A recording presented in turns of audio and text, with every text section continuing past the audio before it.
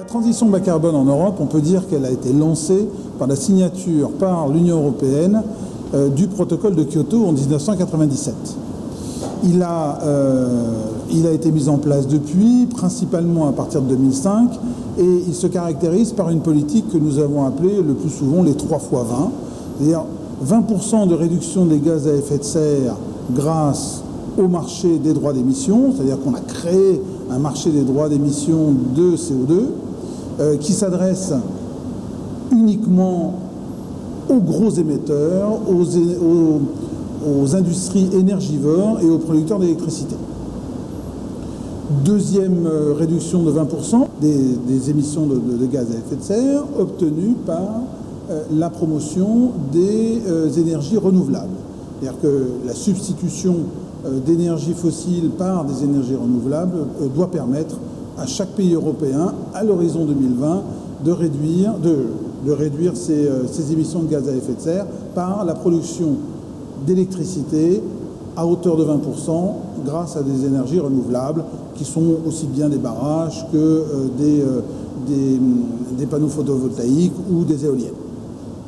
Enfin, le troisième 20, qui lui a pour caractéristique de ne pas être contraignant, qui est donc un engagement des États mais sans contrainte, qui est 20% d'efficience énergétique, c'est-à-dire que les États se sont engagés à mener des politiques permettant une réduction des émissions de gaz à effet de serre grâce à la réduction donc des consommations énergétiques. Alors non pas des consommations énergétiques seulement considérées comme économie d'énergie, mais des consommations énergétiques considérées comme une efficience, c'est-à-dire produire autant avec moins d'énergie.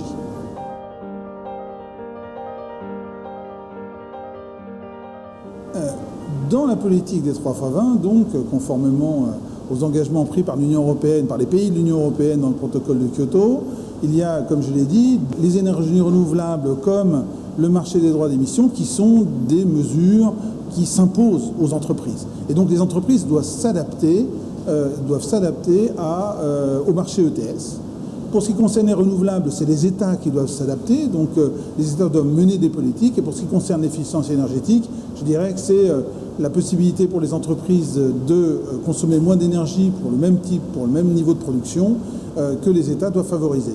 Donc il est important pour tous, entreprises, États, mais aussi organisations syndicales, mais aussi organisations de la société civile, de pouvoir poursuivre ces objectifs qui sont donc de permettre la lutte contre le changement climatique qui, au moment où le protocole du Kyoto a été signé, est encore contesté par un certain nombre de scientifiques ou je dirais de leaders d'opinion, mais qui aujourd'hui est reconnu comme un fait avéré.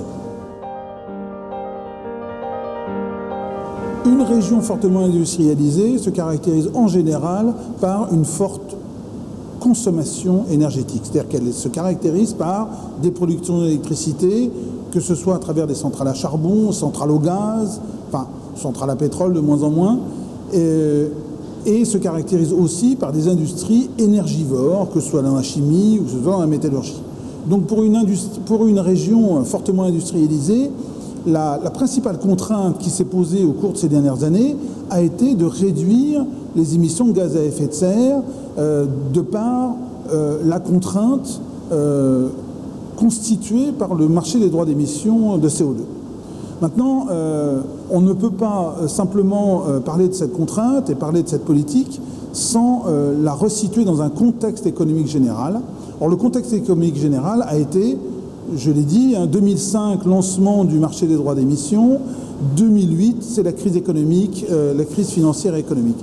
Et de ce point de vue-là, on peut dire que la crise économique a remis en cause, a sapé les bases de la politique de lutte contre les émissions de gaz à effet de serre, car le marché des droits d'émission s'est trouvé complètement inondé de droits d'émission qui, en fait, ne se justifiaient plus et se sont trouvés excédentaires.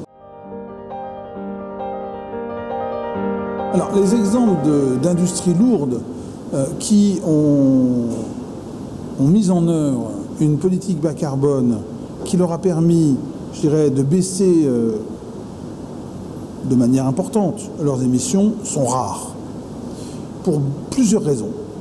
Premièrement, comme je l'ai expliqué, à cause de la crise économique, les droits d'émission ont été, je dirais, en surplus. Et donc, les industriels se sont trouvés plutôt avec des droits d'émission en surplus plutôt que devoir en acheter sur le marché. Ça, c'est le premier niveau. Le deuxième niveau, c'est que dans un certain nombre d'industries, des ruptures technologiques, ou en tout cas des évolutions technologiques majeures, sont nécessaires pour atteindre des émissions moindres en carbone. Et que ceci ne se fait pas du jour au lendemain, d'une part, et d'autre part, peut coûter cher en recherche et développement, et surtout prend du temps.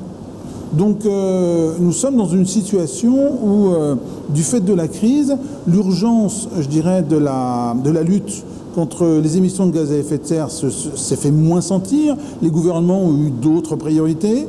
Et de ce fait, les exemples d'industries qui ont réalisé des efforts significatifs pour limiter leurs émissions de CO2 sont très peu nombreux.